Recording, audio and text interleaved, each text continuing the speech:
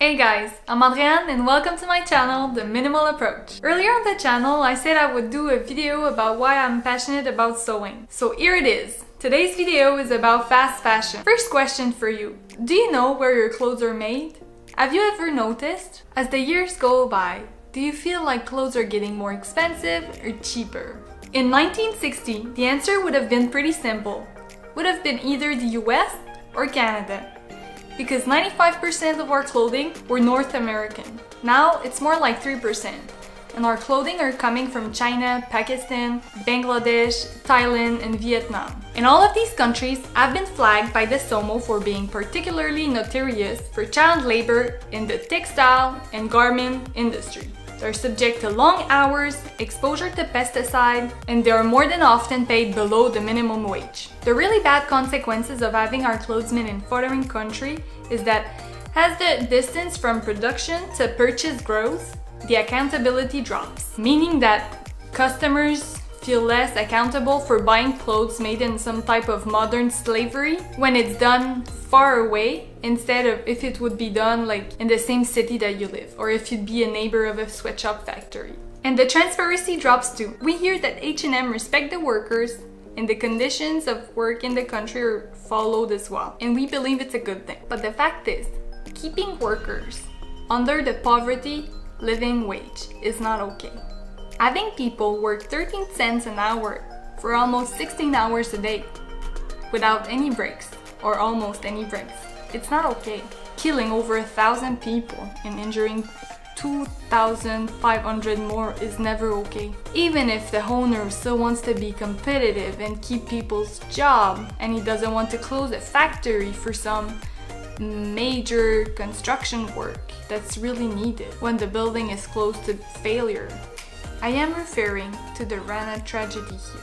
Using coal and chemicals to produce cheap clothes and polluting our fresh water is never okay. Would you want people or kids to die for your $5 t-shirt? That's the question. As for the second question, do you think that clothes are getting cheaper, more expensive as the year go by? You may see where I'm going now, but do you know that all consumer groups have increased 70% since 1994, but the clothing price have actually decreased by 6%. Knowing this, that clothes are getting cheaper as the year goes by, do you think that you're spending less on clothing? The answer is no. Since we get the impression that we're saving and we're buying cheap clothes, we're actually buying more because we don't feel like it's a commitment to buy cheap clothes.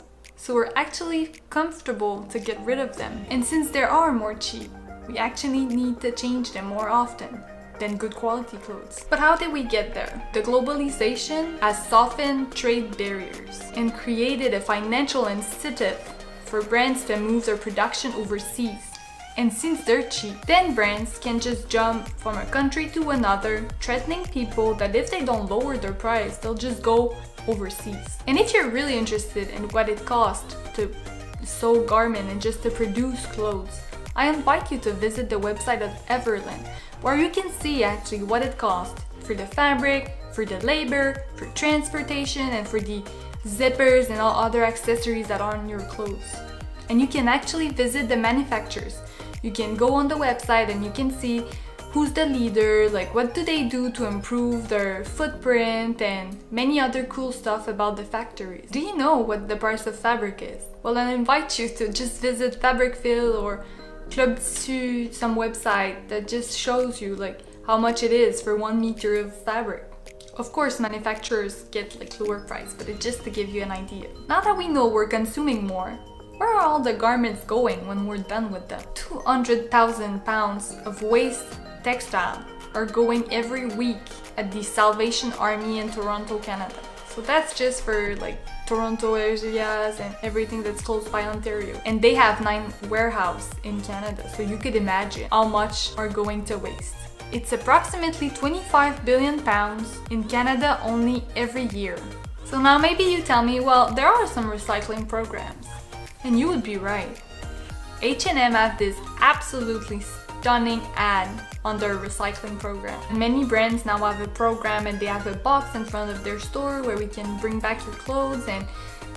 But the fact is, only 1% of all clothing is recycle, because the technology isn't there. And since most of our clothing are made of blended fibers, you actually have to split every fiber, synthetics in natural fibers, before you even think of doing something else with them. And when cotton is already cheap, well, it only gets cheaper when you recycle it because it loses some property. So let's get this straight.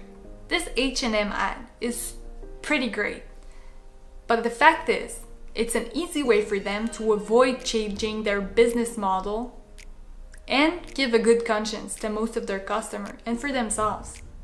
But since they present this incentive that they gave you a discount when you bring back your old clothes for them to sell you new ones, well, you can see where their real intention is. They just want you to buy more stuff. Therefore, the mass majority of the clothes are going to a middleman that buys it from H&M, let's say.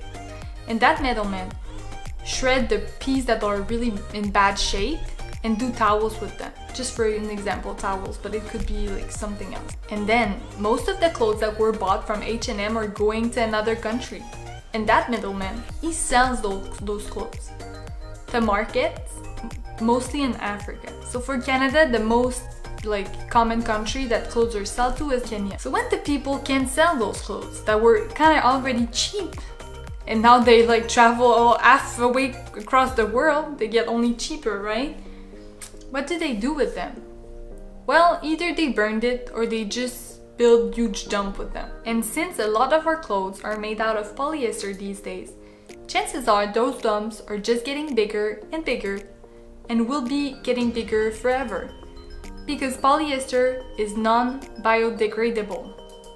Polyester is a chemically made fiber made of microplastics. It's energy intensive to produce, much more than natural fibers such as linen or cotton, let's say. So it has a large carbon footprint. So polyester is basically a polluting plastic made out of carbon fuel. The good news is there are options. Ask where your clothes are made. Ask that they are made in facilities that respect workers and they can have a decent lifestyle. Look for natural fibers when you can. When you can't find any information about the factories where the clothes are made, shop for clothes that are made in a country that the work conditions are respectful for the worker. And there are many brands, both in the US or Canada, that are super interesting. You will pay more, but you will get more quality. So what fast fashion means is trendy clothes that are not expensive and moving from the catwalk to the retailers kind of fast. And it changes deeply the tradition of bringing new clothes every season. Because now it's like there are 52 seasons. Retailers are producing clothes and introducing new garments maybe a few times a week. So it's easy for fashionista to feel out of trend very easily. So far, we're consuming more clothes from foreign countries. We're keeping them on a shorter base. And then, to get rid of them, when we're done, we send them to another foreign country. So next time you go shopping and you find this great deal, please ask yourself, who is paying the real price for this piece of clothes? And is it worth it? So I'll link below a few TED Talks that inspired me to do this and where I took those statistics that I talked about during the video. And I will also link some brands that I love that I know are made ethically. Thank you guys for watching.